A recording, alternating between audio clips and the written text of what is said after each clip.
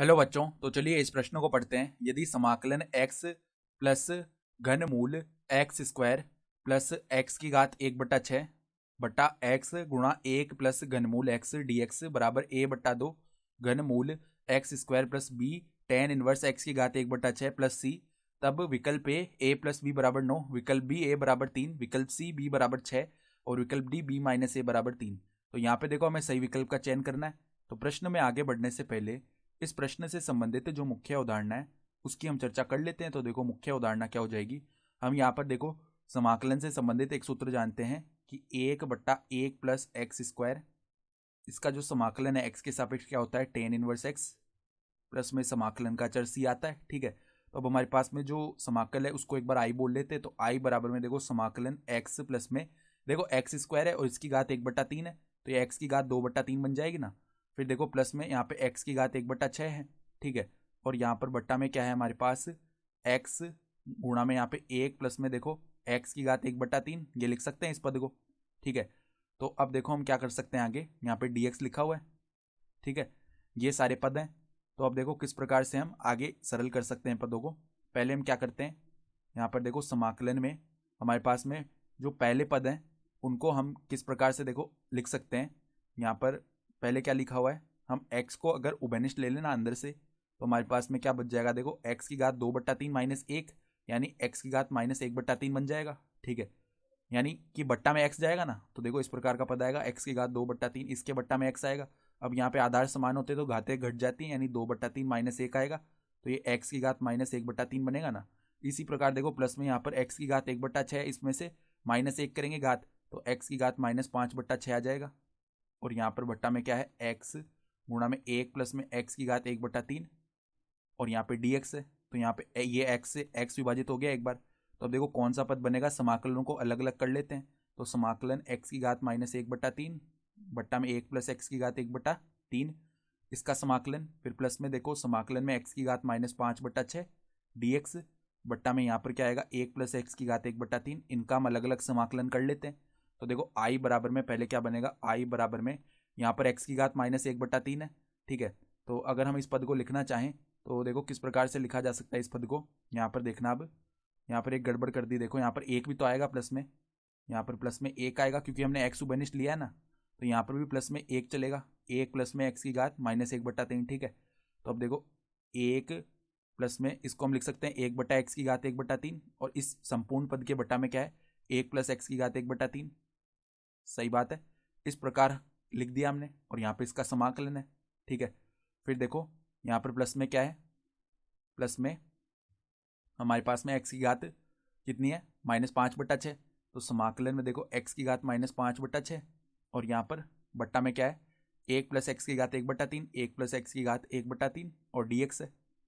तो अब देखो यहाँ पे समाकलन करेंगे हम, तो समाकलन करने से पहले देखो लहसा लेके पदों को लिखते हैं। तो 1 प्लस एक्स की घात 1/3 बट्टा में आ जाएगा x की घात 1/3 और इसके गुणा में आ जाएगा 1 प्लस एक्स की घात 1/3।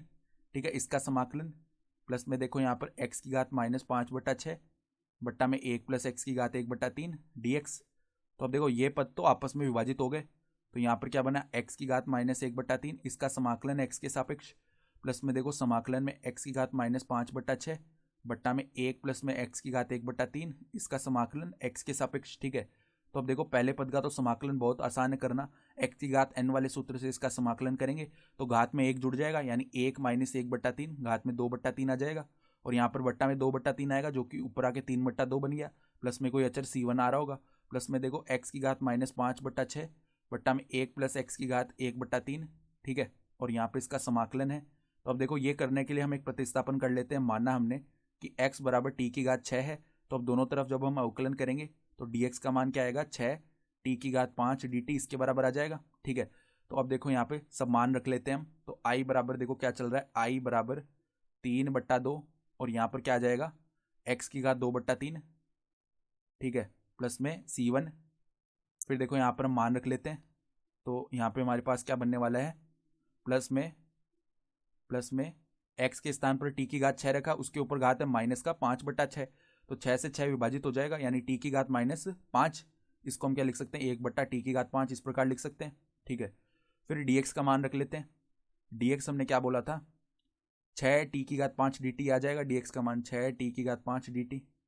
ठीक है, ये पद आ गया। और बट्टा में देखो, बट्टा में 1 + x⁵3 है, तो 1 प्लस में x का मान है t⁵6, t⁵6 के ऊपर 1/3 घात लगाएंगे तो हमारे पास t² बच गया ना केवल, तो t² आ गया।